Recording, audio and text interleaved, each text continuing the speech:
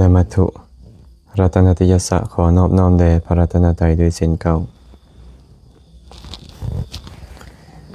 เจริญสุขเจริญพรไปยังท่านสาธุชนทุกคนทุกท่านเนาะก็ยังพอมีเวลาอยู่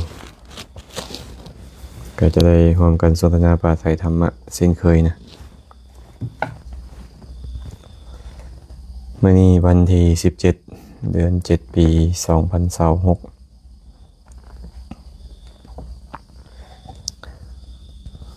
สองภาคคำนะ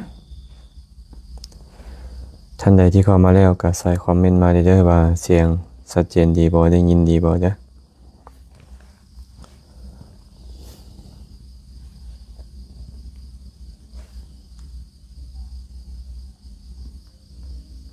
น่าจะพอได้ยินเนาะ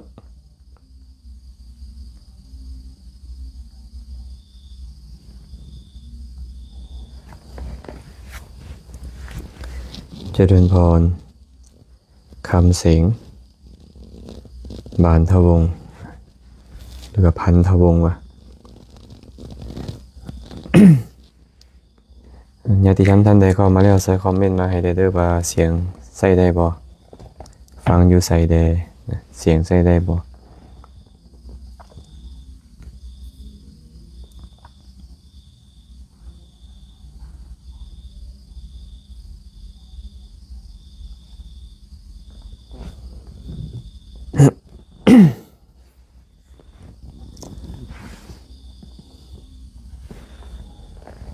ผู้ใดเข้ามาแล้วก็ซอยแชร์ไปเป็นธรรมทานนำเด้อ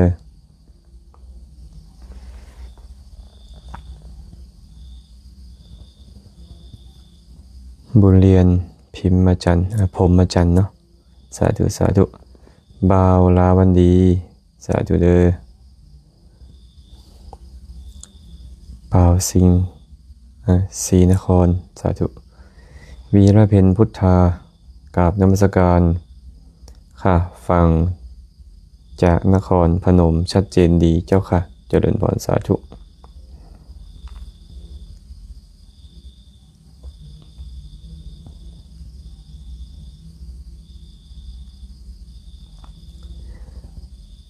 อ่านบ้างเดี๋ยวนี้ออยปะออยโคล่าปะไอโคล่าปะหรือยังไงขอถามในอาจารย์บอกทีแจกรถทีบอยู่วัดป่าทาหลวงอ๋อ อาตมาก็ไปร่วมกิจกรรมนำพวกเพิ่นเนาะแต่บ่แม่นของอาตมาดอกอาตมาบ่ได้มีนะก็เป็นอาจารย์วรรณศิลป์อาจารย์บุญทวีเนาะเพิ่นเป็นผู้จัดแจงหามาแจกอาตมาก็ไปร่วมกิจกรรมนำอยู่วัดป่าทาหลวง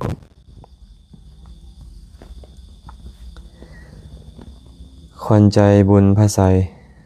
กราบนมัสการพระอาจารย์สาธุสาธุบี้ไสยเลิศสาธุสาธุน้อมกราบพระอาจารย์เด้อขาน้อยอนุโมทนาบุญนำเด้อเจริญพรสาธุสมแสง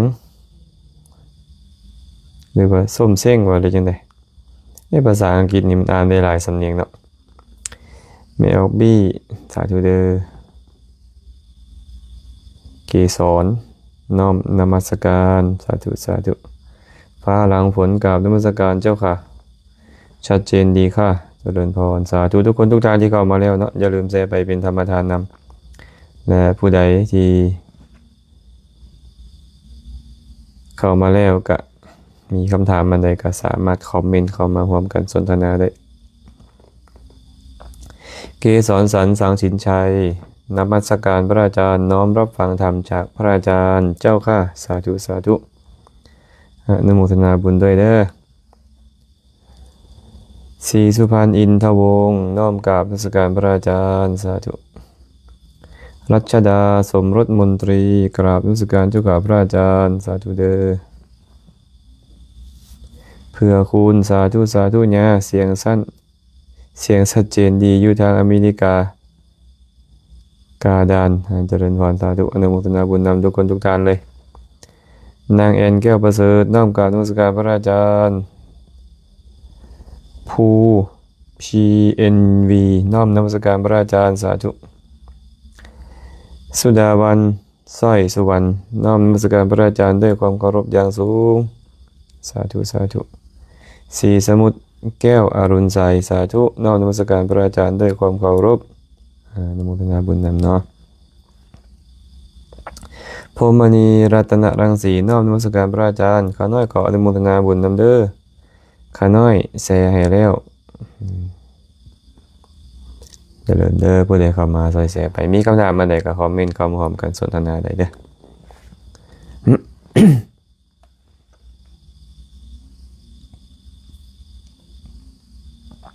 เคยมีคนถามเข้ามาเนาะเพิ่นมีคำถามเข้ามาว่าคนเฮาตายแล้วสิไปไสคนเฮาตายแล้วสิไปไสหลายๆคนมีความเห็นว่าตายแล้วก็จะยังวนเวียนอยู่บ่ไปพุทธบ่ไปเกิดหลายคนมีความเห็นแบบนี้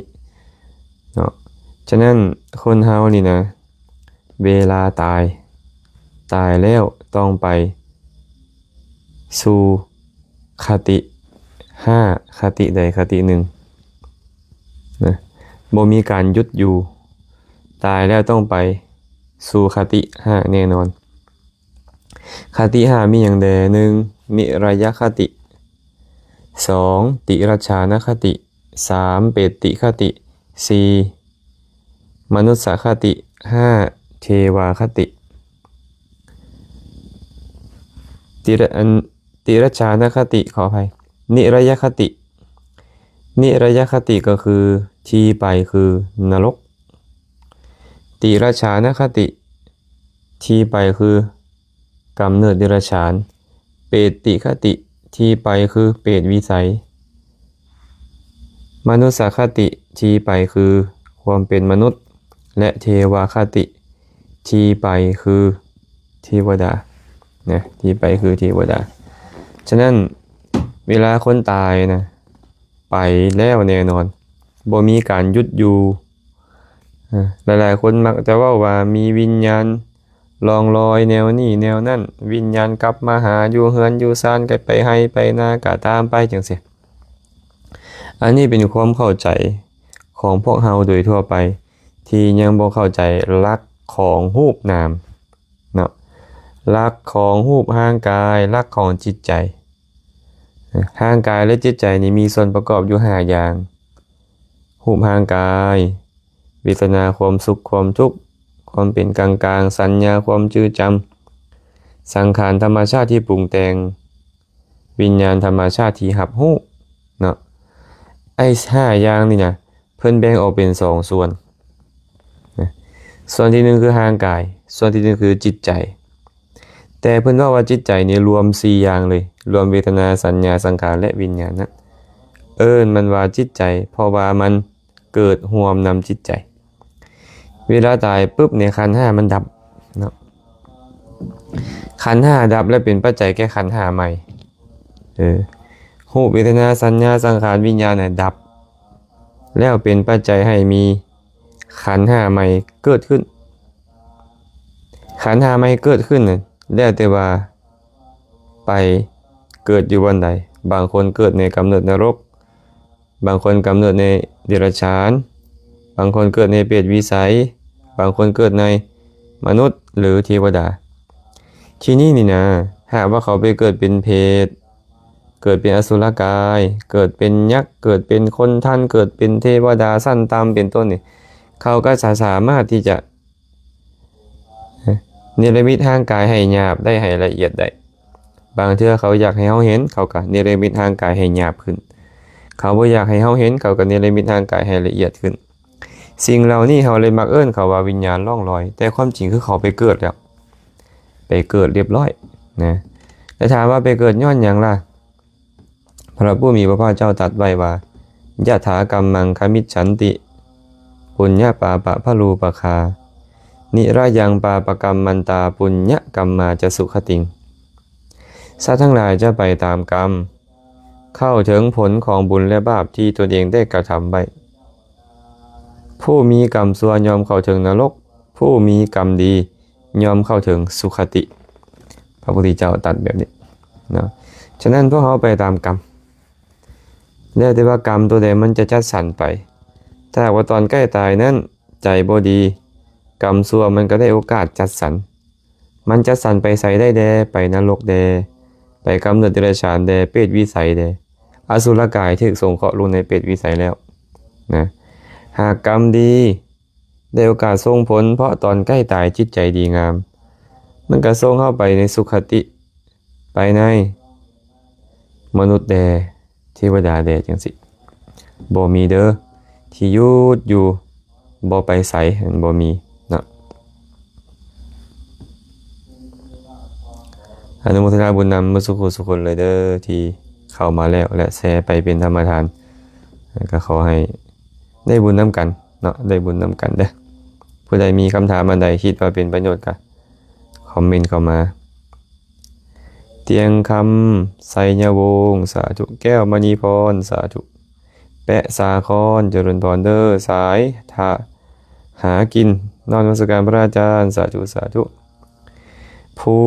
เสียงสัตว์ดีอยู่ถวยใหม่ทาพระบาทโอ้ญาติธรรมบ้านถวยใหม่ ญาติธรรมบ้านถวยใหม่อนุโมทนาบุญนำเด้อแชร์ไปเป็นธรรมทานเด้อเตียงคำไสยวงศ์สาธุสาธุเสือต้อมหลังลายมือปราบอุทุมพรพระอาจารย์แซมนอบนมัสการบวชเพื่อหยังได้หยัง เพิ่นถามว่าบวชเพื่อหยังได้หยังอาตมาเคยได้เว้าจุดประสงค์ของการบวชเอาไว้เนาะก็คือในหนึ่งเด้อเพิ่นว่าบวชนี่มีหลายจุดประสงค์เนาะบวชลิ้นบวชรองบวชของประเพณีบวชหนีสงสารบวชผ่านเข้าสุขบวชสนุกตามหมู่ตามเพื่อนบวชเพื่อนศาสนาบวชศึกษาธรรมวินัยบางคนบวชเล่นบางคนบวชลองเบิงบางคนบวชเทศตามประเพณี5 มื้อ 7 มื้อ3 เดือนบวชทดแทนบุญคุณแม่บวชของประเพณีบวชหนีสงสารหลายๆคนเห็นโทษภัยในวัฏสงสารเห็นความเกิดแก่เจ็บตายด้วยความเป็นทุกข์เห็นว่าการพบพ่อ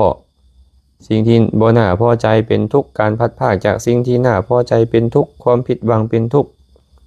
เห็นว่าการเกิดในกำเนิดนรกเดรัจฉานเปรตวิสัยอสุรกายเป็นทุกข์อยากหนีจากวัฏสงสารออกบวชก็มีบวชผ่านเข้าสุขบางคนก็บวชมาพอให้มีคนถวายข้าวถวายน้ำให้ได้บริโภคครบชั้นมีคนถวายกุฏิวิหารให้อยู่อาศัยแล้วก็อยู่ไปบ่เฮ็ดหยังเพิ่นนี่น่ะบ่ศึกษาธรรมะคำสอนบ่ประพฤติปฏิบัติเลยเอิ้นว่าบวชผ่านเข้าสุขบวชสนุกตามหมู่เพื่อนบางคนก็บวชแล้วมีหมู่มีพวกอยากไปใส่ก็พากันไปอยากม่วนใส่ก็พากันม่วนไปแบบนี้อันนี้บวชสนุกตามหมู่ตามเพื่อนบวชเพื่อนศาสนาหลายๆคนบวชเข้ามาบัดนี้ธรรมะคำสอนก็บ่ศึกษาแต่เฮ็ดโตเป็นหัวหน้าหมู่หัวหน้าคณะบัดนี้เนาะเป็นเจ้าหมู่เป็นเจ้าคณะก็พาเขาเสกตะกรุดเสกกาบาลเฮ็ดคาถาอาคมเครื่องรางของขลังสวดน้ำมนต์พ่นน้ำหมากเสียเคราะห์สะเดาะน้ำปายศาสนาพุทธแทนที่จะสอนศีลสมาธิปัญญากับเฮ็ดให้ญาติโยมงมงายไปตึมอันนี้เอิ้นว่าบวชเพื่อนศาสนาศาสนาพุทธนี่คือควรจะบริสุทธิ์เพราะธรรมะคำสอนนี่เฮ็ดให้พวกเฮานี่เจริญกุศลละความชั่วเฮ็ดความดีเนาะเฮ็ดให้เฮามีสติมีปัญญาแต่กับเอาแนวปลอมๆเสกตะกรุดเสกกาบาลเสกน้ำมนต์พ่นน้ำหมากเสียเคราะห์สะเดาะน้ำปายมาเฮ็ดให้ศาสนาพุทธเนี่ยด่างพร้อยเพิ่นเลยบอกว่าบวชเปื้อนศาสนาบวชศึกษาธรรมวินัยบางองค์บางท่านอยากจะศึกษาธรรมะคำสอนเด้เพราะว่าธรรมะคำสอนนี่นะเป็นสิ่งที่พระสัมมาสัมพุทธเจ้าสะสมบารมีสละทุกสิ่งทุกอย่างชีวิตเลือดเนื้อทรัพย์สมบัติพัสถานบุตรภรรยาตลอดเวลา4อสงไขยยิ่งได้แสนครับจึงตัดสหูธรรมนี่ต้องเป็นธรรมดีธรรมนี่ต้องเป็นธรรมที่ประเสริฐเอาละข้าพเจ้าจะต้องศึกษาให้เข้าใจแล้วก็ออกบวชเพื่อศึกษาจุดประสงค์ของการบวชของแต่ละคนก็บ่คือกันเนาะ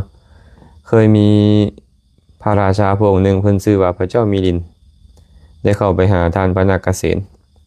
ไปถามพระนาคเษนว่าท่านพระนาคเษนจุดประสงค์ของการบวชคือหยัง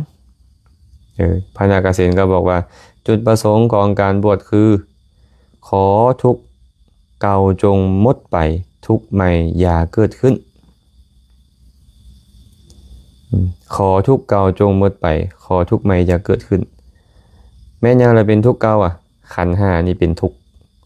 รูปเวทนาสัญญาสังขารวิญญาณนี่เป็นทุกข์นี่เอิ้นว่าทุกข์เก่าขอขันธ์ห้าเก่าเนี่ยจงหมดไป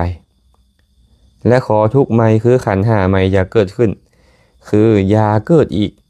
บ่ต้องเกิดเป็นมนุษย์บ่ต้องเกิดเป็นเทวดาบ่ต้องเกิดเป็นสัตว์ในอบายบ่ต้องเกิดเป็นอย่างทั้งนั้นนี่เอิ้นว่า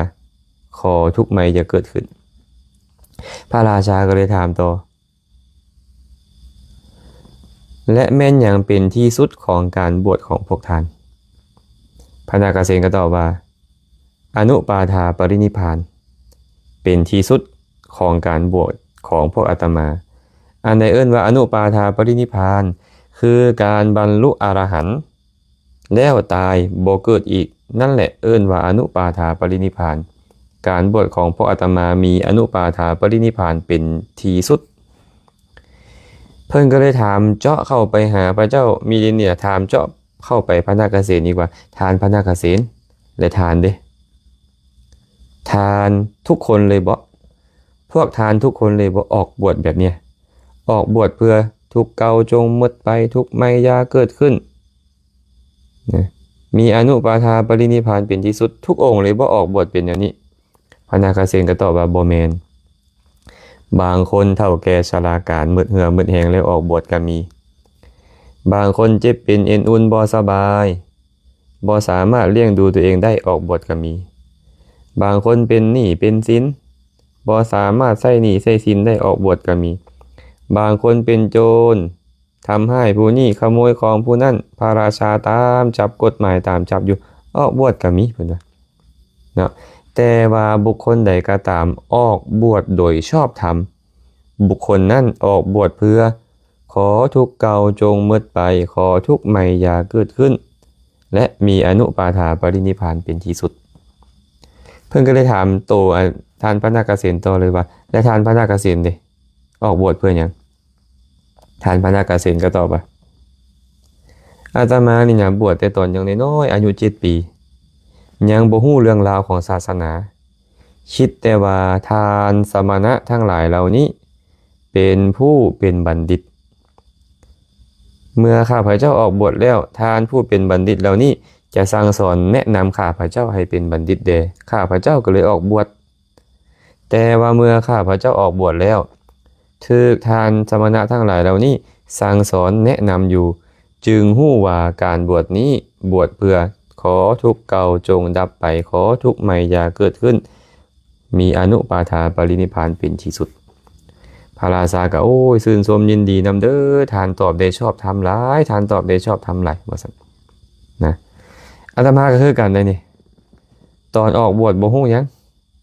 ฮู้แต่ว่าอยากเป็นคนดีอยากปรับปรุงตัวให้เป็นคนดีเพราะที่ผ่านมาตัวเองเฮ็ดบ่ดีเอาไว้หลาย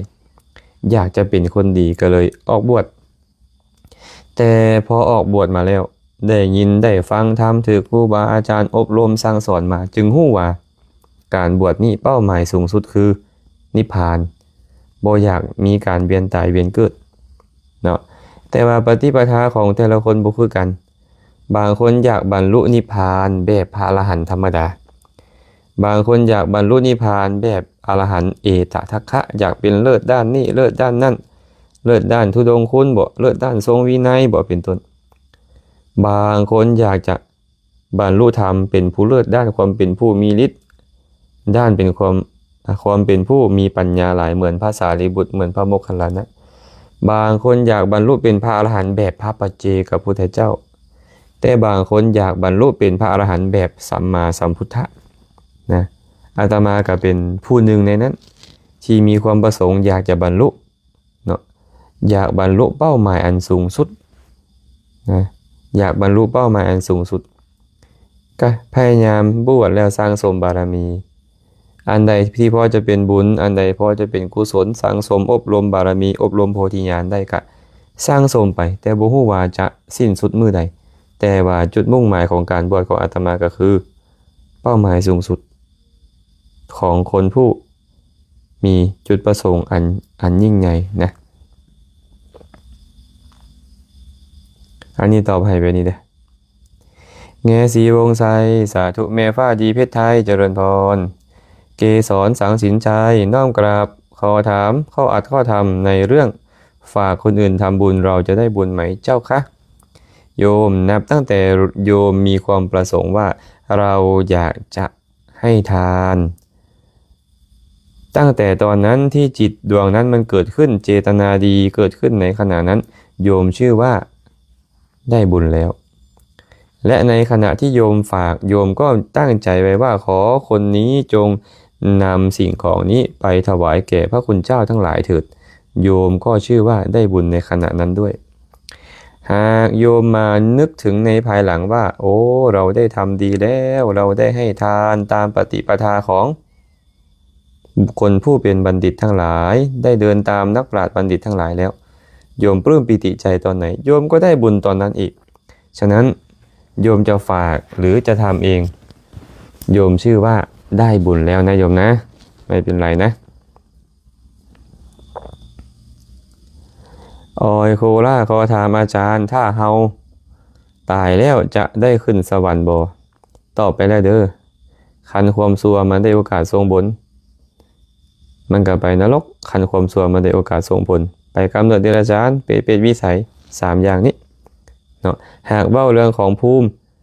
หากบาปทรงผลกับนรกกำเนิดเดรัจฉานเปรตวิสัยอสุรกายหากเว้าเรื่องคติกับนรกเดรัจฉานเปรตเนาะแต่ถ้าหากความดีที่เจ้าเฮ็ดไว้ได้โอกาสทรงผลเจ้าก็ไป2คติคือมนุษย์และเทวดานะบ่ต้องถามก็ได้ว่าตายแล้วบ่เกิดเลยบ่นะคันยังมีกิเลสอยู่เกิดแน่นอนต่างแต่ว่าสิเกิดอยู่ไสบุญทรงผลก็ไปเกิดบ่อนดีบาปทรงผลก็ไปเกิดบ่อนบ่ดีไปเนาะแก้วมิงเมืองน้อมกราบนมัสการพระอาจารย์ชัดเจนดีขะน้อยเจริญพรโอ้ยว่าเจริญพรบ่ได้เลยเนาะให้ครูบาแก้วมิงเมืองเพิ่นอนุโมทนาบุญนำเด้อขะหน่อยเด้อนุชดาวันน้อมกราบพระอาจารย์ทุมมาเสียงอุดมเพชรเสียงอุดมเพชรสาธุสาธุพระอาจารย์แชร์ให้หลายเด้อเจริญพรอนุโมทนาบุญนำทุกคนทุกทานเลยหนิงเพชรมีไทยสาธุมนคำทองปัญญาสาธุแม่ผู้ไขวรราชเจริญพรอนุโมทนาบุญเด้อขอให้มีความสุขกันทุกคนอย่าลืมผู้ใดเข้ามาแล้วกะซอยกันแชร์ไปเป็นธรรมทานให้ได้ให้ธรรมะเป็นทานนำกันมีคำถามอันใดที่คิดว่าจะเป็นประโยชน์ตนเป็นประโยชน์ทานก็คอมเมนต์เข้ามาหากคำถามใดที่มีคำตอบอยู่แล้วเข้าใจอยู่แล้วก็จะตอบให้ถ้าหากว่าคำถามใดที่ยังบ่มีคำตอบก็จะไปค้นคว้าในพระไตรปิฎกแล้วเอามาบอกกล่าวกันอีกทีหนึ่งเนาะนิโคกราบนมัสการพระอาจารย์สาธุเมลัยมาลาวงศ์สาธุเด้อเดมี่สุขจิตสุปนจิตน้อมกราบพระอาจารย์บ่ได้มาฟังอาจารย์หลายวันเลยค่ะน้อยอ๋อสาธุสาธุบุญเพ็งสาธุเด้อตาทึมรอวันไซกราบนมัสการพระอาจารย์ฟังจากทางงอนสาธุเด้อแม่พรหมณีรัตนรังสีขาน้อยมีคำถามเวลาฟังธรรมนางพับแพบนานไปแล้วปวดขาขาน้อยก็เปลี่ยนมานางคัตมาศจะเป็นการโบเคารพธรรมโบขาน้อย เนาะหลายๆคนเข้าใจว่าเวลานางฟังธรรมต้องพับเพียบฟังได้ผู้หญิงต้องพับเพียบผู้ชายต้องคัตมาศจึงเป็นการเคารพก็ว่าไปตามนั้นเนาะความจริงแล้วนี่นะการเคารพธรรมนี่นะบ่ได้อยู่ที่ทานังเท่านั้นเลยบ่ได้อยู่ที่ทานังหากว่าเจ้าเจ็บปวดขาเจ้านั่งคัตมาศก็ได้นั่งเทิงตังย้อนขาก็ได้คันพอนั่งได้นั่งพับเพียบก็ได้บ่ได้ผิดอีหยังเนาะคำว่าบ่เคารพธรรมคืออยู่ที่ใจเจ้าใจเจ้าบ่เอื้อเฟื้อต่อธรรมบ่เอื้อเฟื้อต่อผู้แสดงธรรมขั้นในเสขียวัตรของพ ระภิกขุนี่นะเพิ่นห้ามไว้แบบนี้เด้อห้ามพระบ่ให้แสดงธรรมแก่หนึ่งคนที่อยู่สูงกว่าพระบ่ควรแสดงธรรมแก่เขาสองคนที่อยู่เทิงอาสนะแต่ตัวเองอยู่เทิงพื้นดินพระอยู่เทิงพื้นดินโยมอยู่เทิงอาสนะบ่ควรแสดงธรรมให้ฟังสามคนที่ใส่เกิบพระบ่ควรแสดงธรรมให้ฟังสี่คนที่ใส่เขียงเท่าใส่เกี้ยนะบ่ควรแสดงธรรมให้ฟังห้าคนที่นอนพระนางโยมนอนพระบ่ควรแสดงธรรมให้ฟังหกไปในงานพระยางโยมถึกลากถึกแกไปในงานพระบ่ควรแสดงธรรมให้ฟังพระอยู่ทางแคมทางเนาะพระอยู่แคมทางโยมไปในทางพระบ่ควรแสดงธรรมให้ฟังโยมไปทางหน้าพระอยู่ทางหลังบ่ควรแสดงธรรมให้ฟังคนที่ถือขันหมอยู่พระบ่ควรแสดงธรรมให้ฟังคนที่ถือท่อนไม้อยู่พระบ่ควรแสดงธรรมให้ฟังคนที่ถือมีดของมีคมอยู่พระบ่ควรแสดงธรรมให้ฟังคนที่ถือศาสตราอาวุธคือถืออาวุธคือปืนพาหนะไม้พระบ่ควรแสดงธรรมให้ฟังคนที่นางหัดเข่าอยู่พระก็บ่ควรแสดงธรรมให้ฟังคนที่ใส่หมวกคนที่เอาผ้าปกหัวพระบ่ควรแสดงธรรมให้ฟังฉะนั้นมีรายละเอียดแบบนี้แหละเรื่องการแสดงธรรมให้ฟังเป็นอย่างจึงบ่ควรแสดงธรรมให้ฟังเขาบ่เคารพธรรมหากพระบ่เอื้อเฟื้อพระก็ชื่อว่าบ่เคารพต่อธรรมไปแสดงธรรมให้เขาฟังพระก็จะเป็นอาบัติคือกันเนาะทีนี้คฤหัสถ์หรือนางพับเพียบบ่ได้เกี่ยวเนาะบ่ได้เกี่ยวคันนางพับเพียบแล้วสบายจิตใจบ่งอนแง่นคอนแคนจดจ่ออยู่กับเสียงธรรมได้ก็นางพับเพียบคันนางคฤหัสถ์แล้วจิตใจมันจดจ่ออยู่มันบ่ฟุ้งซ่านรำคาญมันบ่เจ็บบ่ปวดก็นางแบบนั้นแบบใดก็ได้เนาะตอบให้แม่พรหมณีแบบนี้เด้อหมู่น้อยปรากริมสาธุจันสมรกราบนมัสการพระอาจารย์สาธุเด้อกราบนมัสการขอถามว่าพระเปลี่ยนรูปโปรไฟล์ในเฟซหลอกโยมให้เข้าใจว่าสึกแล้วจะผิดไหมเจ้าคะ ท่านหลอกจริงหรือเปล่าล่ะโยมหรือว่าท่านแค่เปลี่ยนเฉยๆถ้าหากว่าพระเปลี่ยนรูปโปรไฟล์มันก็ยังไม่เป็นอะไรนะยังไม่เป็นอะไรแต่ถ้าหากพระมีจิตคิดว่าจะหลอกโยมดีกว่าทำให้โยมเข้าใจว่าเราเนี่ยสึกแล้วถ้าเจตนาแบบนี้ไม่ดีเกิดขึ้นมันก็จะมีโทษอยู่นะมันก็จะมีโทษอยู่พยายามหลอกลวงใช่ไหมไสยสิทธิ์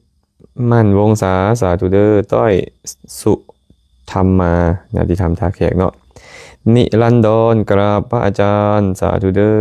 วันนิดาสาธุสาธุโพน้อยเรือลำน้อยคอยตามเรือลำใหญ่กราบนมัสการโมทนาบุญนำพระอาจารย์ทุกประการสาธุสาธุแต่ตัดเครื่องยิงน้อมกราบนมัสการพันเตสาธุดวงจันทร์ดวงค่ำสาธุอนุโมทนาบุญนำพระอาจารย์ค่ะน้อมนมัสการค่ะสาธุเด้อแม่น้ำฝนคำวิไลสาธุน้อมกราบนมัสการพระอาจารย์ขน้อยแซเป็นธรรมทานเลยเด้อสมวันดีอภัย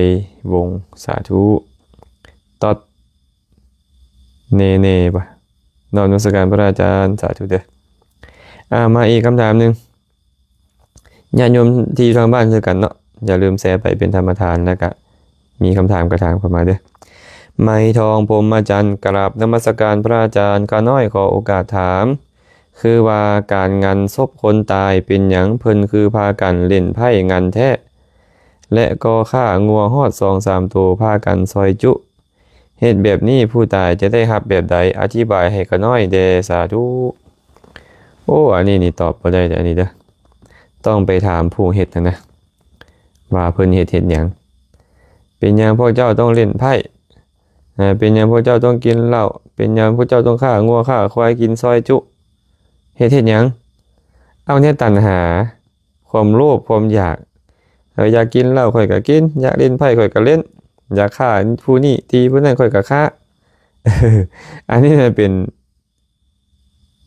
ป็นความยากของเขา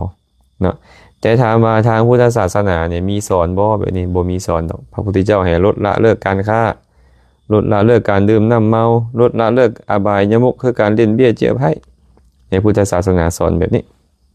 เนาะแต่ถ้าหากเฮ็ดไปแล้วนี่ถามว่าผู้ตายได้อย่างนำบ่ผู้ตายบ่ได้อย่างนำเลยการเฮ็ดแบบนั้นนะแต่ถ้าหากว่าข้าเจ้าหั่นนะให้ทานและอุทิศส่วนกุศลให้ผู้ตายจึงจะมีโอกาสมีส่วนนำการกระทำของคนผู้ยังเป็นอยู่เจ้าเลี้ยงคนมาเฮือนให้เขาเล่นไพ่เล่นเบอร์เอาเหล้าสู้เขากินก็บ่ได้ประโยชน์อีหยังคนตายก็บ่ได้ประโยชน์อีหยังเนาะมีแต่คนเป็นนี่แหละทุกข์ตื้มทั้งที่ครอบครัวเสียชีวิตก็ทุกข์พอแฮงแล้วยังต้องเสียเงินซื้อเหล้าซื้อเบียร์ซื้อของอยู่ของกินมาเลี้ยงผู้เลี้ยงคนอีกโอ้บ่ธรรมดาเลยบางคนนี่ทุกข์พร้อมเลยบางคนได้ขายดินดอนตอนหญ้าบางคนได้ขายงัวขายควายซึ่งอันนี้บ่ถูกต้องธรรมดาแล้วคนที่ไปนี่อาตมาว่าควรจะมีสามัญสำนึกเนาะว่าไปเพื่อหยังล่ะไปเพื่อแบ่งเบาความทุกข์โศกของผู้ที่เขาสูญเสียญาติกาวงศาก็เอาข้าวเอาน้ำไปซอยเขาเห็นปะไปปลอบอกปลอบใจเขาอย่างนี้หรือว่าไปปลงสังเวชว่าโอ้เขาก็จะตายคือเขานี่แหละเขาตายก่อนซื่อๆเดี๋ยวเขาก็ตายนำไปคือเก่าคือกันนั่นแหละ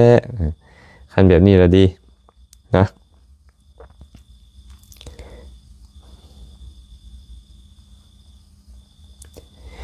ตาดำผู้วงศรีน้อมกับพระอาจารย์ขออนุโมทนาบุญนำพระอาจารย์เด้อที่ให้ธรรมพินทานสาธุปานีสมสนิทสาธุสาวน้อยวงสุวรรณสาธุเด้อเกสรขอถามพระอาจารย์ทรัพย์ที่หามาได้ด้วยน้ำผักน้ำแหงของตนเองแต่เวลาจะใช้ซื้อลักทรัพย์ที่มูลค่าสูงพ่อแม่มักห้ามบ่ให้ซื้ออยากรู้ว่าเป็นวิบากกรรมข้อใดน้อ เป็นวิบากกรรมข้อใดกระทานนั่นแหละเนาะทานที่เจ้าเฮ็ดมานะมันเป็นปัจจัยให้เจ้ามีทรัพย์สมบัตินะเป็นปัจจัยให้เจ้ามีทรัพย์มีสมบัติมีเงินมีทองขึ้นมานั่นเป็นผลของทานที่เจ้าเฮ็ดนะแต่เป็นอย่างล่ะเจ้าคือมักถือขัดขวงบ่ให้เจ้าซื้อสิ่งนี้ซื้อสิ่งนั้นอันนี้นี่ก็แล้วแต่เนาะบางเทื่อคนที่เพิ่นเห็นคุณเห็นโทษอยู่ว่าการซื้อสิ่งนี้สิ่งนั้นนะมันจะเป็นปัจจัยให้ทรัพย์ของเจ้าเสียหายแบบนี้แบบนั้นเพิ่นก็เลยพยายามห้ามบ่อยากให้เฮ็ดก็มีเนาะแน่นอนแหละว่าเจ้าอยากได้หยังบ่ได้สิ่งนั้นนะมันก็อาจจะมาจากการที่เจ้าเวลาเจ้าเห็นคนอื่นเฮ็ดสิ่งใดสิ่งหนึ่งที่เขาจะได้รับความสุขเจ้ามักขัดมักขวงมันก็เป็นปัจจัยให้เจ้าชื่อคนอื่นมักขัดขวงเวลาเจ้าอยากเฮ็ดสิ่งใดสิ่งหนึ่งคือกันได้นะอันนี้ก็สิประมาณนั้นเด้อกราบนมัสการพระอาจารย์อยู่ทางบ้านหาดเสียงดังฟังสัตว์ดีค่ะน้อยแม่ดำมณีคำสาธุดอกไม้ปลาน้อมกราบพระอาจารย์แม่สีบ้านห้วยกะวะฟังธรรมนำพระอาจารย์อยู่เด้อเจริญพรเด้อแม่สีบ้านห้วยกะวะบ้านแม่แตงเนาะอนุโมทนาบุญนำผู้ขน้อยแซแล้วเด้อพระอาจารย์สาธุนำเด้อพระอาจารย์สาธุสาธุเจี๊ยบแสงจันทร์สาธุสาธุชมเพชรบูรณ์เจ้าค่ะชดเชษ เพิ่นเขียนมานิรันดรสาธุสาธุพระอาจารย์ข้าน้อยขอถามแดว่าบวชผ่านเข้าสุขคือแนวใดน้อข้าน้อยบวชผ่านเข้าสุขคือบวชแล้วบ่ยอมศึกษาธรรมะคำสอนบ่ยอมประพฤติตามธรรมะคำสอน บวชแล้วขี้ข้านมักง่ายตื่นมาก็มีแต่กินข้าวสุกที่ญาติโยมเอามาถวายหั่นอย่างไรก็เบิ่งหนังฟังเพลงปัดตาดกวดยูแดหน่อยนึงแล้วก็นอนกินแล้วนอนกินแล้วนอนบ่เฮ็ดอีหยังนี่แหละเนาะบ่คนขวยในการศึกษาธรรมะบ่คนขวยในการบอกกล่าวธรรมะบ่คนขวยในการประพฤติปฏิบัติอีหยังเลยนั่นเอิ้นว่าบวชผ่านข้าวสุกกินข้าวสุกเสียข้าวสารญาติโยมซื่อๆเพิ่นว่าบวชผ่านข้าวสุกเป็นแนวนี้เด้อนางบ้านนากราบนมัสการพระอาจารย์ฟังธรรมทุกวันเจ้าค่ะฟังไม่มีเบื่อนำไปปฏิบัติใช้ในชีวิตเราในทุกๆวันสาธุเจริญพรอนุโมทนาบุญด้วยเดมี่สุขนาจิตหับฟังจากกรุงเทพเสียงชัดเจนดีขน้อยจากคนแข็งสวรรค์เขตขน้อยสาธุนำเด้อคำพองไสยวงศ์สาธุสาธุกราบพระอาจารย์สาธุคือกันเด้อเวียงคำอุตสากราบนมัสการพระอาจารย์แซเป็นธรรมทานแล้วเด้อเจริญพรเด้อแม่เวียงขอให้มีความสุขความเจริญหายโรคไวๆแม่บุญมีบัวลำพันธ์น้อมนมัสการพระอาจารย์สาธุสาธุน้องแตงโมแม่ลาดเนาะแม่สาลาดญาติธรรมทางเมืองหินบุญขอน้อมกราบพระอาจารย์ฟังธรรมเสียงชัดเจนดีหลายเด้อขน้อยแซไปเป็นธรรมทานให้ละเด้อสาธุสาธุที่เมลาดแซ่ไปเป็นธรรมทานนะบ่ได้เป็นแซ่ให้อาจารย์ได้เมลาดแซ่ให้ตัวเองได้บุญข้อธรรมทานคันเมลาดฟังเมลาดก็ได้ข้อฟังธรรมคันเมลาดฟังพร้อมแชร์ให้คนอื่นได้มีโอกาสฟังพร้อมเมลาดชื่อไว้ได้ให้ธรรมะเป็นทานเนาะอาจารย์นี่เทศบอกธรรมะตอบปัญหาธรรมะให้เมลาดฟังอาจารย์ชื่อไว้ได้บุญข้อให้ธรรมะเป็นทานแล้วแต่เมลาดอยากได้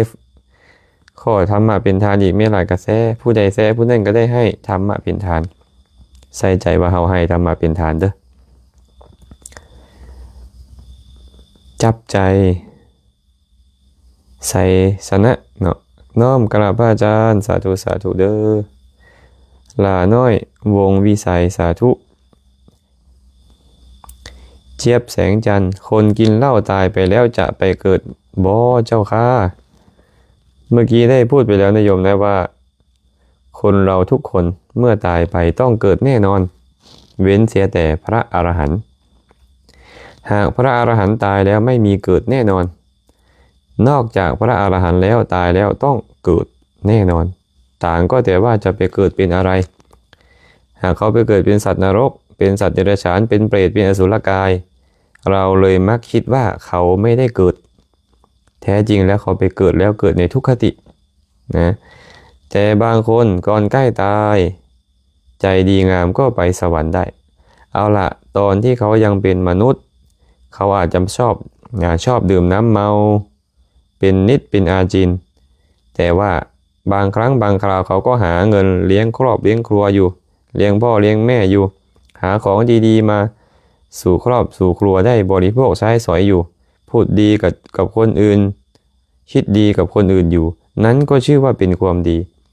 หากตอนใกล้ตายความดีอย่างใดอย่างหนึ่งมันมาปรากฏตอนเขาใกล้ตายเขาก็ไปสุคติโลกสวรรค์ได้นะโยมนะแต่ว่าโดยส่วนมากแล้วคนที่ดื่มน้ำเมาคนที่ทุศีลเนี่ยโดยส่วนมากเวลาตายก็จะนึกถึงสิ่งที่ไม่ดีเพราะว่ามันตายแบบหลงสติตายแล้วก็จะต้องไปนรกพระสัมมาสัมพุทธเจ้าก็เลยตรัสว่าภิกษุทั้งหลายสุราเมรัยอันบุคคลเจริญกระทำให้มากแล้วย่อมยังบุคคลนั้นให้เข้าถึงอบายทุกขติวินิบาตนรกโทษอย่างเบาที่สุดของสุราเมรัยย่อมยังบุคคลนั้นผู้เกิดเป็นมนุษย์แล้วให้ถึงความเป็นบ้าถ้าหากว่าข้อดื่มสุราของเขานั้นได้โอกาสส่งผลเวลาใกล้ตายก็จะนำเขาไปนรกกำเนิดเดรัจฉานเปรตวิสัยอสุรกายแต่ถ้าหากว่าเศษเสี้ยวของกรรมนั้นได้โอกาสส่งผลตอนเขาเป็นมนุษย์ก็จะทำให้เขาเป็นบ้านะโยมนะอันนี้เป็นโทษของมันเนาะญาติโยมทุกท่านที่เข้ามาเนาะบุญค่ำผลพะวงกราบนมัสการพระอาจารย์แซมสาธุเด้ออนุโมทนาบุญนำสุภัตตาน้ำพรหมเสนสาธุ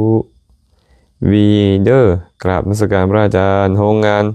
ประกอบตู้ลำโพงราคาทรงย่อยฟังธรรมอาจารย์ทุกมื้อถามอาจารย์ทุกมื้อพระอาจารย์สิบ่รำคาญบ่ คันถามเพื่อเป็นประโยชน์กับบ่รำคาญดอกนะถามเพื่อให้เป็นประโยชน์เด้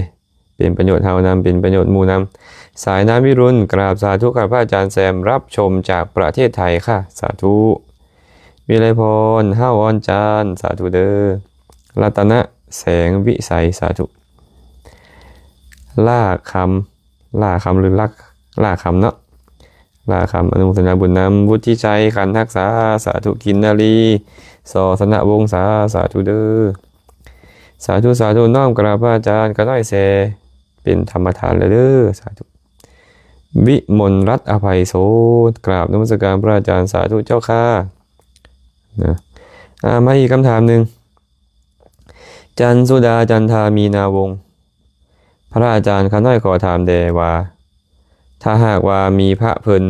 ได้มายืมเครื่องที่บ้านไม่ออกแล้วพระเพิ่นบ่เอามาทรงเลยพระเพิ่นผิดศีลเพิ่นบ่ข้าน้อยขอน้อมกราบพระอาจารย์อธิบายให้ข้าน้อยแดเฮ็ดแบบใดพระและไม่ออกจะบ่ผิดต่อกันข้าน้อยขอให้พระอาจารย์อธิบายให้ข้าน้อยได้ฟังแจ่มแจ้งแดข้าน้อย พระไปยืมเครื่องโยมคันยืมเงินผิดแน่นอนตัวเนี้ยผิดศีลเนาะผิดศีลข้อหับเงินมาอันนี้บ่ควรแก่พระสงฆ์องค์ข้าเจ้าแน่นอนพระสงฆ์ข้าเจ้าไปยืมเงินไปก็บ่ควรจะยืมเงินโยมจะยืมเงินพระนั่นกันก็บ่ควรแต่หากไปยืมเครื่องยืมของบ่เนี่ยยืมได้เนาะยืมจกยืมเสียมบ่ยืมผ้ายืมมีดบ่นะอันนี้ยืมได้บ่เป็นอาบัติถ้าว่าพระยืมได้ไปแล้วลืมทรงลืมใส่คืนก็ยังบ่เป็นอาบัติอยู่แต่ควรจะใส่คืนโยมกระทวงเพิ่นก็ต้องได้ใส่คืนแต่ถ้าหากพระมีจิตคิดจะโกงโยมบัดนี้คิดจะโกงโยมเอาไปเลยบ่ใส่คืนเลยบ่ใส่เลยนะหากว่าโยมก็โอ้ยยาเถาะคือสิบ่ได้แล้วแหละโยมก็ทอดทุละว่าสิบ่ได้ของคืนแล้วปรับอาบัติพระตามราคาหากราคา5มาซกขึ้นไปพระจะเป็นอาบัติปาราชิกขาดจากความเป็นพระเลยแต่หากว่าราคาต่ำกว่า5มาซกมาจนถึง1มาซกเป็นอาบัติทุนลัดใจ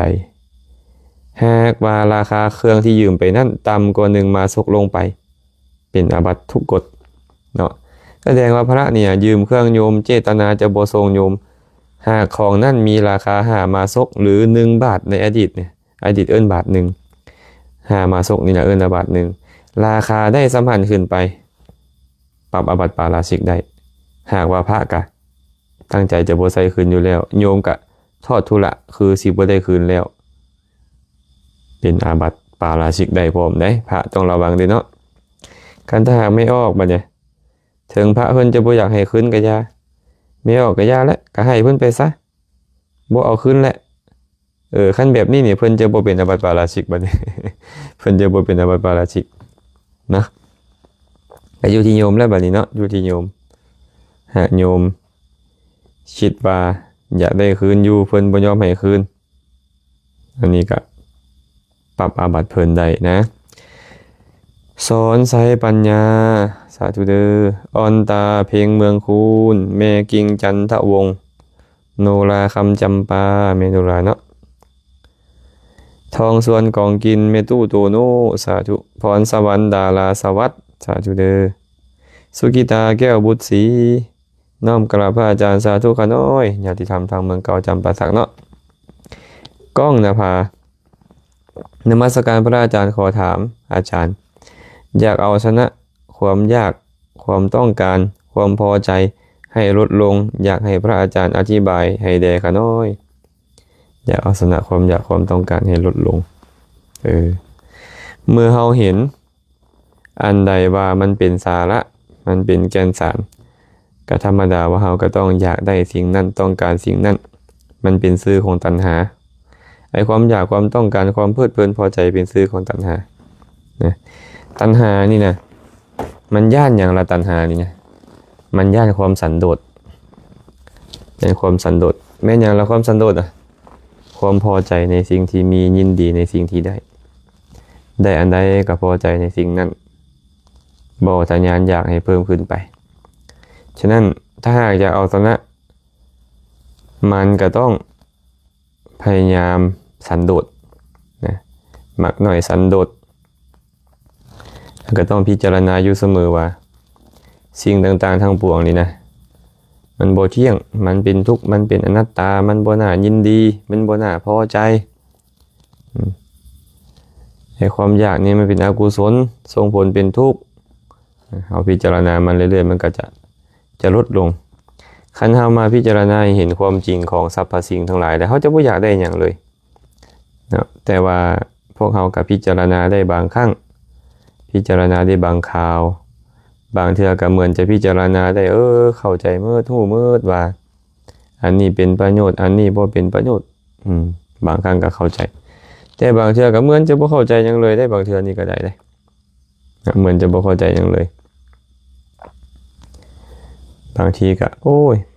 ยึดว่าเป็นตัวตนบุคคลเฮาเขามันก็อยากได้มันก็ต้องการคำบ่ได้ดังใจแล้วก็ทุกข์ก็เป็นแบบนี้เป็นปกติของพวกเฮาทุกคนเนาะเพราะพวกเขายังมีตัณหากันอยู่มันก็เลยต้องพอแบบนี้ต้องเป็นแบบนี้มันพิจารณาธรรมเด้อมันพิจารณาธรรมโดยเฉพาะข้อที่พระพุทธเจ้าตรัสว่าเฮามีความพัดภาคจากของหักหวงแหนเป็นธรรมดาบ่สามารถล่วงพ้นไปได้หากพิจารณาอยู่เนืองๆความมัวเมาในสิ่งที่หักหวงแหนมันจะลดลงพุ่นเฮาหักสิ่งใดเฮาอยากได้สิ่งนั้นเฮาต้องการให้สิ่งนั้นอยู่กับเฮาดนๆแม่นบ่หากเฮาได้พิจารณาว่าได้มามันก็ต้องเสียไปได้มามันก็ต้องพัดภาคแล้วมันจะเป็นเหตุให้ทุกข์อีก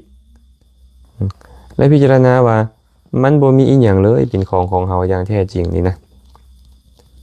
มันก็จะลดลงเองบ่เชื่อลองมึงเด้อสมมุติว่าเฮานี่ฮักหวงสิ่งใดสิ่งหนึ่งหรือฮักหวงบุคคลใดบุคคลหนึ่งแล้วมาพิจารณาบ่เนี่ยคนผู้นี้เดี๋ยวก็จากเฮาไปแล้วบ่จากเป็นก็จากตายบ่จากตอนนี้ก็จากตอนอื่นมันเป็นแบบนี้เป็นปกติของมันนั่นแหละคันเฮาคิดเฮาใส่ใจแบบนี้อยู่เรื่อยๆเรื่อยๆนี่นะมันจะหายไปเลยไอ้ความอยากความต้องการความอยากจะฮักรักษามันความห่วงแหนมันจะหายไปถึงแม้ว่าเฮาฮักผู้นี้ผู้นั้นหลายปานใดก็ตามเนาะคันได้พิจารณาแบบนี้มันจะลดลงเองทุกคนนี่ต้องมีความฮักมีของฮักอยู่แล้วแม่นบ่หลายก็น้อยบางคนฮักวัตถุเข้าของรถรางพาหนะบ้านช่องที่ดินบางคนฮักพ่อฮักแม่ฮักลูกฮักเต้าบางคนฮักสู้ฮักแฟนแต่ถ้าเขาได้ไม่พิจารณาอยู่เป็นประจำว่าบ่ตายตอนนี้ก็ตายตอนใหม่บ่จากตอนนี้ก็จากตอนใหม่บ่จากเป็นก็จากตายสมมุติว่าผู้บ่าวเฮาก็ตามผู้สาวเฮาก็ตามที่เขาทิ่มเฮาไปหาผู้ใหม่ทุกบ่คันเฮายึดเนี่ยทุกแน่นอนทุกรายพร้อมแหละบางคนฆ่าตัวตายก็มีแหละแต่ถ้าเขาพิจารณาว่าแต่ก่อนเฮาก็บ่มีเขาและตอนนี้เขาจากไปแล้วก็เฮาก็บ่มีเขาคือเก่ามันบ่ได้เสียหายอีหยังเลยตอนนั้นเฮาใส่ใจได้มันก็จะบ่ทุกข์ถ้าเฮาใส่ใจบ่ได้มันก็จะทุกข์เนาะคันพิจารณาว่าก็ถึกแล้วเขาจากเฮาไปนะบ่จากตอนนี้ก็จากตอนใหม่ในสังสารวัฏนี่น่ะเขาก็เคยมาเป็นคนฮักเฮาเคยมาเป็นคนสร้างเฮาแล้วก็เคยเป็นคนฮักของคนอื่นเคยเป็นคนสร้างของคนอื่นมาปกติในสังสารวัฏแบบนี้แหละเวียนไปเวียนมาเวียนไปเวียนมาอยู่แบบนี้แหละความฮักมันก็จะลดลงเนาะความต้องการความยึดถือมันก็จะน้อยลงนะทุกข์ก็น้อยลงตามคือกันเพราะฉะนั้นเนาะก็พิจารณาให้แยบคายเด้อพิจารณาให้เห็นความบ่เที่ยงเป็นทุกข์เป็นอนัตตาพิจารณาทุกอย่างว่าเป็นเพียงรูปเป็นเพียงนามคันพิจารณาให้เห็นความเป็นจริงของธรรมชาติแบบนี้เรื่อยๆนี่ไอ้ตัณหานี่มันจะหดตัวค่อยๆลดลงได้อันใดก็ใส่ก็ซอยก็บริโภคพอใจในสิ่งที่มีที่ได้มันบ่ทุกข์เด้เนาะคันเฮาบ่พอใจในสิ่งที่มีที่ได้นี่นะความอยากมันก็เพิ่มพูนขึ้นเรื่อยๆเพิ่มพูนขึ้นเรื่อยๆ มีซ้ำนี่แล้วก็อยากมีหลายกว่านี้มีซ้ำนี่ก็อยากมีหลายกว่านี้ไปอีกนี่มันก็ทุกข์นั่นแหละเนาะมันก็ทุกข์ก็ลองมึงเนาะดอกเตอร์คำไพจิตรราชน้อมกราบนมัสการพระอาจารย์แซมสาธุขาน้อยโรจนะวังโสขอโอกาสอาจารย์ครับคำว่าจิตประภัสสรคืออะไรเป็นอย่างไรครับตามในของพระอภิธรรมครับคำว่าจิตประภัสสรนะประภัสสรนี่มันแปลได้หลายความหมายนะแปลว่าสว่างสวัยก็ได้แปลว่ารัศมีก็ได้แปลว่าเรื่อมพรายก็ได้แปลว่าสะอาดบริสุทธิ์ก็ได้ประภัสสรนี่นะทีนี้คำว่าประภัสสรเนี่ยท่านหมายถึงภวังคจิตภวังคจิตนี่มันทำหน้าที่อะไรบ้างมันทำหน้าที่ปฏิสนธิคือนำเราเกิดมันทำหน้าที่จุติคือตอนที่เราตายต้องตายด้วยจิตประเภทนี้และมันรักษาภพเอาไว้ไม่ให้เราตายในระหว่างที่เราหลับเรียกว่าภวังค์นะแปลว่าองค์แห่งภพทำไมองค์แห่งภพนี้จึงชื่อว่าประภัสสรเพราะจิตประเภทนี้เนี่ยมันไม่มีกิเลสเข้าไปเกลือกกลั้วมันได้นะตอนที่เราหลับสนิทเนี่ยมันไม่มีทั้งโลภไม่มีทั้งโกรธไม่มีทั้งหลงไม่มีอิจฉาไม่มีริษยาไม่มีตระหนี่ไม่มีถือเนื้อถือตัวไม่ฟุ้งซ่านรำคาญไม่เห็นผิดไม่เกียจคร้านมันไม่มีอกุศลเลยตอนที่เราหลับสนิทเนี่ยจิตดวงนั้นทำงานอยู่ทำงานรักษาภพเกิดและดับเกิดและดับเกิดและดับจนชั่วเวลาที่เราหลับสนิทนะพอเวลาเรารู้สึกตัวขึ้นมามันก็เริ่มโลภบ้างเริ่มโกรธบ้างเริ่มหลงบ้างนะถือเนื้อถือตัวบ้างอิจฉาริษยาบ้างต้องการสิ่งนี้สิ่งนั้นบ้างประทุษร้ายสิ่งนี้สิ่งนั้นบ้างรุ่มหลงงมงายบ้างอย่างเงี้ยบางครั้งบางข่าวก็ถึงขั้นกับลงไม้ลงมือหรือด่าว่าออกมาทางกายทางวาจาฉะนั้นพระสัมมาสัมพุทธเจ้าเลยบอกว่าจิตเดิมนั้นประภัสสรแต่เศร้าหมองเพราะอุปกิเลสที่จรมาจิตเดิมจึงหมายถึงภวังคจิตนะภวังคจิตแต่เมื่อภวังคจิตถูกตัดกระแสไปจิตที่เป็นวิถีเกิดขึ้นรับรู้อารมณ์ที่เป็นปัจจุบันเป็นต้นนั้นก็เลยทำให้ตัณหามันครอบงำได้เห็นรูปก็โลภบ้างโกรธบ้างฟังเสียงก็โลภบ้างโกรธบ้างนะนี่เรียกว่าประภัสสรนะประภัสสรจึงหมายถึงภวังคจิตนะเป็นวิบากผลของบุญที่เราทำไว้มันเลยส่งให้เรามาปฏิสนธิด้วยจิตที่เป็นผลของกุศลนั้นตอนปฏิสนธิเนี่ยมันก็ไม่มีความโลภโกรธหลงอะไรเลยตอนจุติมันก็ไม่มีโลภโกรธหลงอะไรเลยตอนที่มันรักษาภพก็ไม่มีโลภโกรธหลงอะไรเลยต่อเมื่อบุคคลตัดกระแสภวังค์แล้วถือเอาอารมณ์ใดทางตาหูดังลิ้นกายใจมันก็เลยอาศัยเกิดทางทวารนั้นไปยินดีพอใจในอารมณ์เป็นต้นนี้นะตอบให้แบบนี้เนาะไม่ทราบว่าฟังทันหรือเปล่าก็คิดว่าคงจะทันนะแต่ตัดเครื่องยิงโดยนอนวัสการพันเตขาน้อยขอถามบุรุษสีคูคือไผ่ขาน้อย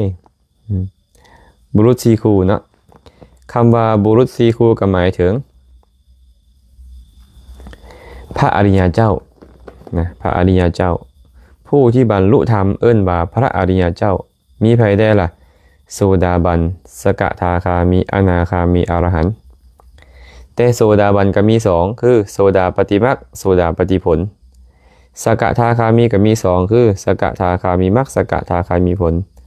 อนาคามีก็มีสองคืออนาคามีมรรคอนาคามีผลอรหันต์ก็มีสองคืออรหัตตมรรคอรหัตตผลเพราะฉะนั้นสี่ครูจึงได้ 8บุรุษนะเพิ่นเลยบอกว่าคู่แห่งบุรุษ4คู่นับเฮียงโตได้8บุรุษเหล่านี้เรียกว่าสงฆ์สาวกของพระสัมมาสัมพุทธเจ้าหมายถึงพระโสดาบันสกทาคามีและอนาคามีนั่นเองเนาะบางว่าจะพอเข้าใจมานิวรณ์ไสหรือว่าไสยพรถูกปะน่าจะไสยพรเนาะพระอาจารย์ข้าน้อยขอถามณตอนนี้ข้าน้อยมีลูกชายเซิงเพิ่นบวชจั่วเพื่อจะเฮียนฮู้บางครั้งเพิ่นเฮ็ดผิดและผิดกับจั่วองค์อื่นด้วยอายุวัย12ปีบางครั้งข้าน้อยลงจั่วให้แบบบอกสอนให้หลายๆอย่างข้าน้อยให้จั่วแบบนั้นบาปบ่ตอนเจตนาที่เกิดขึ้นทีแรกนี่คันเฮาบ่ได้โกรธเนาะเฮาเห็นว่าลูกเฮาเฮ็ดบ่ดีได้นี่มันเป็นทุกข์ได้นี่เฮ็ดจังไดลูกเฮาจะเซาเฮ็ดแนวบ่ดีมันอาจจะมีกรุณาอยู่น้อยนึงแต่ว่าหลังจากนั้นก็โทสะครอบงำโทสะเวลามันครอบงำแล้วมันโกรธตอนยังบ่ได้เฮ็ดหยังโกรธขึ้นก็เป็นมโนกรรมชั่วแล้วเป็นบาปกรรมทางใจแล้วตอนเจ้าด่าเจ้าว่าออกมาก็เป็นบาปกรรมทางวาจาแล้วคันเจ้ายกไม้ยกมือสีตบสีตีเป็นต้นคูเป็นต้นก็เป็นกายกรรมที่บ่ดีแล้วเนาะจะให้ไผก็ตามบาปทั้งหมดให้มาให้แมวกับบาปให้มดให้แมงกับบาปให้คนธรรมดากับบาปให้พ่อให้แม่กับบาปให้ครูบาอาจารย์พระสงฆ์องค์ข้าเจ้าเจ้าหัวจัวเน้นบาปหมดเลยต่างแต่ว่าให้คนที่มีศีลมีคุณธรรมหลายขึ้นบาปก็หลายขึ้นเนาะอันนี้ตอบให้แบบนี้เด้อฟองสมฟองน้อมนมัสการพระอาจารย์สาธุชัยวัฒน์คงหุ่นกราบนมัสการพระอาจารย์สาธุเด้อน้องมิกกี้สีทันดอน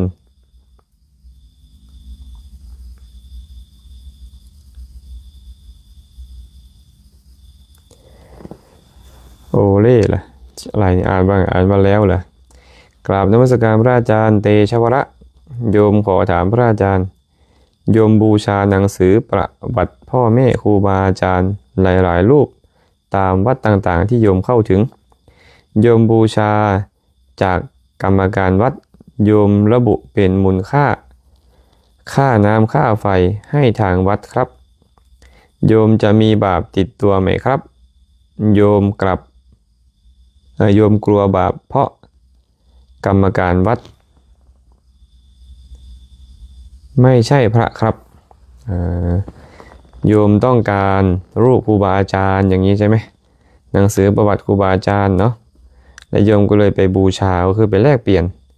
จากกรรมการวัดโยมจะบาปไหมไอ้บาปเนี่ยมันคืออะไรล่ะบาปเนี่ยบาปคือเจตนาไม่ดีถ้าโยมมีเจตนาไม่ดีโยมยังไม่ได้ไปเอาหนังสือยังไม่ได้แลกเปลี่ยนหนังสือเลยโยมก็เป็นบาปแล้วเพราะเจตนาโยมไม่ดีนะโยมยังไม่ได้ทำอะไรเลยโยมอยู่บ้านโยมโน่นโยมเจตนาไม่ดีจิตใจเสียหายโยมก็บาปแล้วแต่ถ้าหากว่าโยมจิตใจดีจิตใจไม่เสียหาย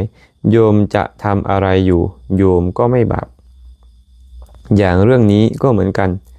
โยมมีจิตใจดีงาม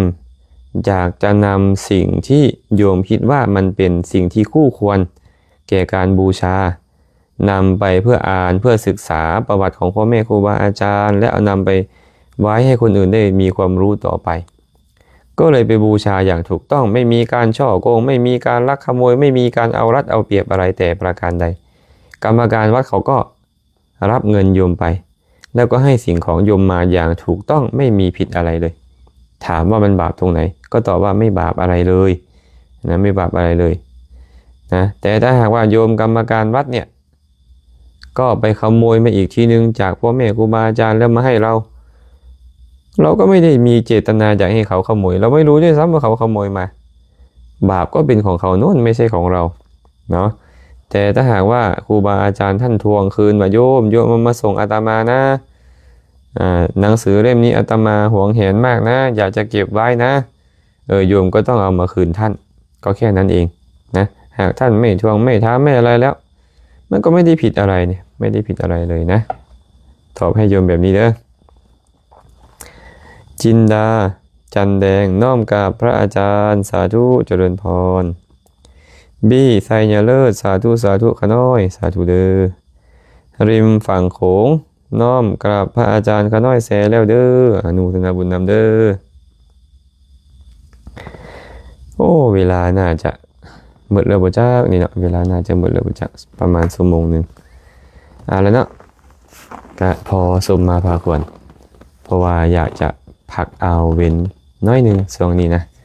รู้สึกว่าอยากจะเซฟร่างกายได้จักหน่อยเพราะว่าหลังๆมานี่เดินทางดุไปเทศดุพอมื้อเช้าก็ต้องออกไปสอนนักเรียนอภิธรรมอยู่ในเมืองอีกเนาะก็จะตอบปัญหาธรรมะให้ซ้ำนี้ก่อน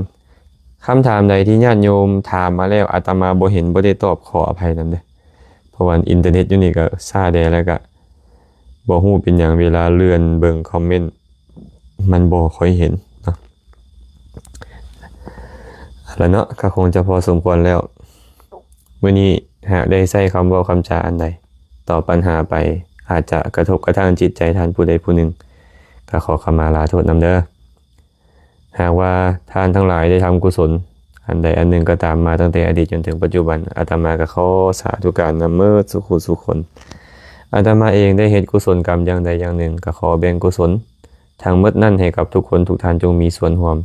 ขอให้สรรพสัตว์ทั้งหลายจงมีส่วนร่วมในบุญทั้งหลายเหล่านั้นขอให้สรรพสัตว์ทั้งหลายจงเป็นผู้มีความสุขโดยทั่วกันท้ายที่สุดแล้วก็ขอให้บุญทั้งหมดจงเป็นปัจจัยให้ทุกคนทุกท่านจงได้บรรลุถึงมรรคผลนิพพานในอนาคตการอันใกล้นี้โดยทั่วกันทุกท่านทุกคนเทอญ